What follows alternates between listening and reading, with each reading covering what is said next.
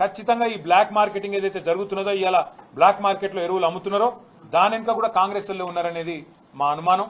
ఈ విషయంలో కూడా రైతులు అప్రమత్తంగా ఉండాలని చెప్పి కూడా మేము కోరుతా ఉన్నాం.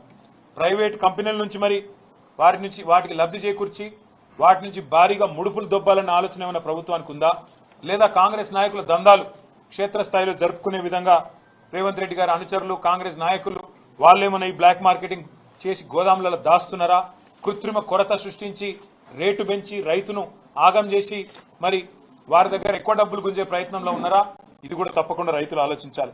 ఇంకా ఘోరం ఏంటంటే ఇక్కడ ముఖ్యమంత్రి ఏమో కొరత లేదు, ఆర్టిఫిషియల్ షార్టేజ్ అని ముఖ్యమంత్రి చెప్తాడు, కానీ కాంగ్రెస్ పార్టీ ఎంపీలేమో అక్కడ బీజేపీ ఏదో ఇస్తలేదు అని వాళ్ళు ధర్నా చేస్తా ఉన్నారు. అంటే ఎవరిది డ్రామా అయినా ఇద్దరులా?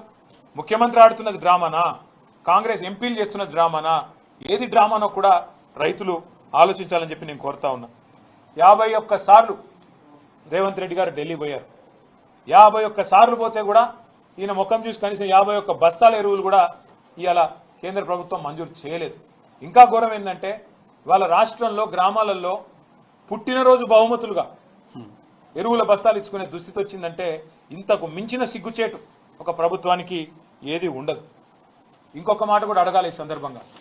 రాహుల్ గాంధీ గారు కేంద్ర నాయకత్వం, కాంగ్రెస్ పార్టీకి సంబంధించిన నాయకత్వం, ఖార్గే గారు ఎన్నికల ముందు వస్తారు, డిక్లరేషన్లు అంటారు. వరంగల్లోనైతే పెద్ద పెద్ద మాటలు చెప్పిండు రాహుల్ గాంధీ, రైతు డిక్లరేషన్ అని పెట్టి రైతులకు ఇది చేస్తాం అది చేస్తాం, బోనస్ ఇస్తాం, 15,000 15,000 రైతు బంధు ఇస్తా, అందరికి బోనస్ ఇస్తా, కౌలు రైతులకు రైతు బంధు ఇస్తా, రైతు కూలీలకు 12,000 ఇస్తా, ఇన్ని చెప్పిన రాహుల్ గాంధీ రైతు డిక్లరేషన్ లో ఇవాళ ఎరువులు దొరకపోతే పార్లమెంట్ లో నీ నోరు ఎందుకు తెరుస్తలేవు? ఒక్కటంటే ఒక్క రోజు రాహుల్ గాంధీ గారు మాట్లాడినారా ఎరువుల కొరత మీద? ఎందుకు కేంద్ర ప్రభుత్వం సహకరిస్తలేదని చెప్పినరా? ఇది ఒక్క మాట కూడా అడగలేకపోతే కేంద్రంలో ఉండే కాంగ్రెస్ పార్టీ ప్రధాన ప్రతిపక్ష నాయకుడు గాని అట్లాగే 8 మంది ఎంపీలు గాని మీరు ఎందుకున్నారు అని ఇవాళ తెలంగాణ రైతులు అడుగుతా ఉన్నారు.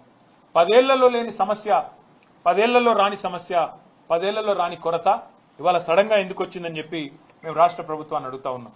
అట్లాగే మీరు రాష్ట్రంలో ఉన్న పరిస్థితులు ఇవాళ వ్యవసాయ రంగంలో ముఖ్యంగా ఇవన్నిటినీ మీరు దాచిపెట్టి కావాలని పంటలు ఎండబెట్టే విధంగా కన్నెపల్లి పంపు మోటార్ ఆన్ చేయకుండా కిందికి నీళ్లు పోతా ఉంటే శ్రీశైలం నుంచి పైన మరి పాలమూరులోని చెరువులు నింపేదానికి అక్కడ మోటార్లు ఆన్ చేయకుండా రాష్ట్రంలో ఎక్కడ కూడా చెరువులు నింపడానికి ప్రయత్నం చేయకుండా కిందికి నీళ్లను పంపే పరిస్థితి ఏదైతే ఉన్నదో ఇది రాష్ట్ర రైతాంగం మొత్తం కూడా చూస్తా ఉన్నది.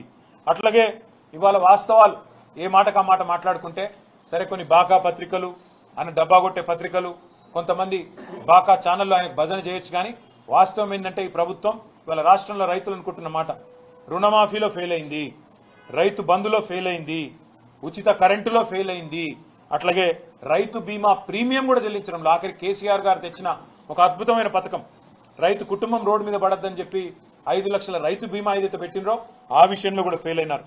రైతుల ఆత్మహత్యలు తిరిగి ప్రారంభమై ఇవాళ ఉధృతంగా పోతా ఉన్నాయి. ఇప్పటికే 600 మంది పైచిలకు రైతులు ఆత్మహత్యలు చేసుకున్నారు. ఆ ఆత్మహత్యల నివారణలో కూడా రేవంత్ రెడ్డి ప్రభుత్వం ఫెయిల్ అయింది. సాగునీరు అందించడంలో ఫెయిల్ అయింది, పండించిన పంట కొనుగోలులో ఫెయిల్ అయింది, బోనస్ ఇవ్వడంలో ఫెయిల్ అయింది, అట్లాగే విత్తనాల సరఫరాలో ఫెయిల్, ఈ రోజు ఎరువుల సరఫరాలో కూడా అట్టర్ ఫ్లాప్. ఇది వాస్తవం. కానీ దీనివల్ల నష్టపోతున్నది 70 లక్షల మంది రైతులు. వారి తరపున తప్పకుండా మేము కొట్లాడడానికి సిద్ధంగా ఉన్నాం. తప్పకుండా మరి క్షేత్రస్థాయి నుంచి రాష్ట్ర స్థాయి దాకా కూడా పోరాటాల్లో బీఆర్ఎస్ పార్టీ ముందుంటది. వెంటనే పోరాట కార్యాచరణను కూడా ప్రకటిస్తాం. అట్లాగే ఢిల్లీకి బస్తాలు మోసే దాని మీద ఉన్న శ్రద్ధ, ఢిల్లీకి మూటలు మోసే దాని మీద ఉన్న శ్రద్ధ ఎరువుల బస్తాలు తెప్పించే విషయంలో మాత్రం రేవంత్ రెడ్డి గారికి లేదు అనేది కూడా ఇవాళ తేలిపోయింది.